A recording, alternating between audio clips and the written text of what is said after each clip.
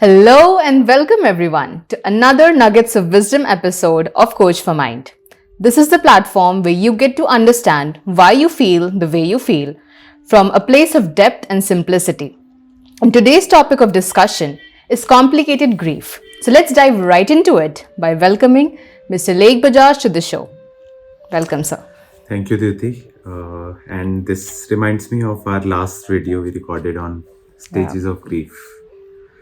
So Yeah. this one is like another step towards it. And just to mention to the audience, if you haven't watched that video, so I'll ask our team to leave the link in the description. Yeah. So, in fact, that made me very curious that we talked about grief in a lot of detail, the 5 stages of grief and what we go through in each of them. So, what do we mean by this complicated grief? Yes. So in simple terms, grief is when we lose a person and we feel sad, and it takes us some time to overcome it, be it whether we lose the person to death or to a breakup or divorce or in any other way. So we grieve over the loss of that person. And as we talked in the last video, there are 5 stages of grief. Yeah. Now, complicated grief and normal grief. The difference is with respect to timeline. The normal grief, usually we are able to overcome it within, if I take an average of 6 months. But if Okay. your grief is lasting for more than 1 year, then we call it as complicated grief.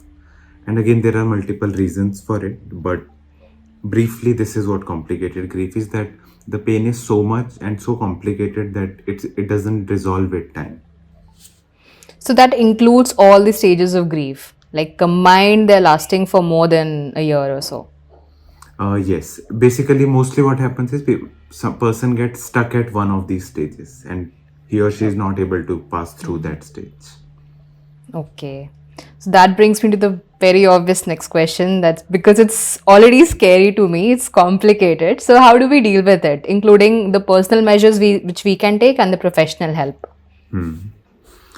So again, it depends on what the situation is. So there are broadly, if I talk about different risk factor that can increase the risk of grief turning into complicated grief, and depending on what has caused it, then there can be ways around it, what to do.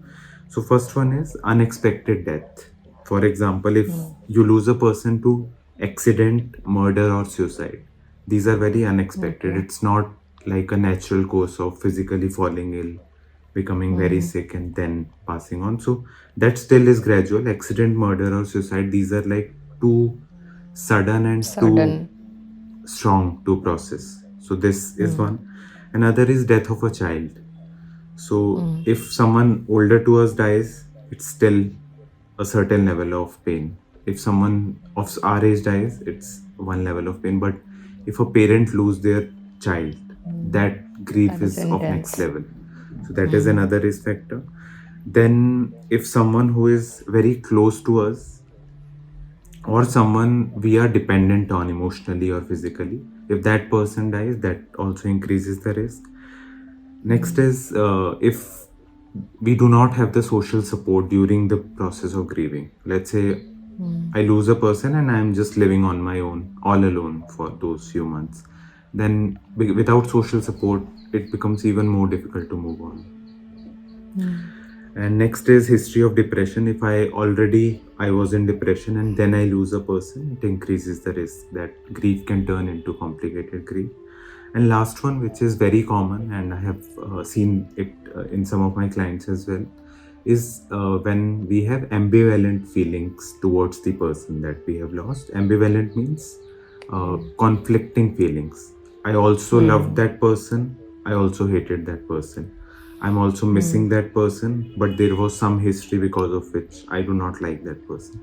So this makes the process of grieving even more complicated. Like the word is complicated grief. Yeah. Okay. And now to how to overcome it. So there is a so this most of the cases of complicated grief, it cannot be done just on your own. Mostly you need to seek professional help, and there is a particular therapy called complicated grief therapy, which is designed specifically to address this kind of grief. The normal grief, we do not need to go for and seek professional help. It's just a matter of time and stages that we all move on. And then we might miss the person, but we move on. But with respect to complicated grief, because we are mentally stuck at one of these stages, then we need professionals' help to help us to process those complicated emotions that we have.